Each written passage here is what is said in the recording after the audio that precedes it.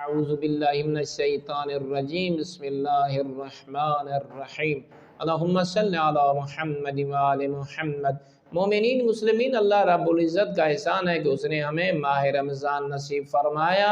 अगर माह रमज़ान में अगर आप आइम्मा हुदा अलैहिस्सलाम के इरशादात और रिवायात का मुताला फरमाएँ तो ये हमें ज़रूर मिलता है कि आइम्मा हुदा अलैहिस्सलाम फरमाते हैं, अगर कोई इंसान कोई शख्स साहिब ईमान ये चाहता है कि वो पूरा साल बलाओं से महफूज रहे, परेशानियों से महफूज रहे, हवादिस से महफूज रहे, तो उसे चाहिए कि माह रमज़ान में मुस्तहब्बी नमाज़ें पढ़े। और मुस्तहब्बी नमाज़ें जो हैं उनमें सूरा इन्ना फतहना की तिलावत फरमाए।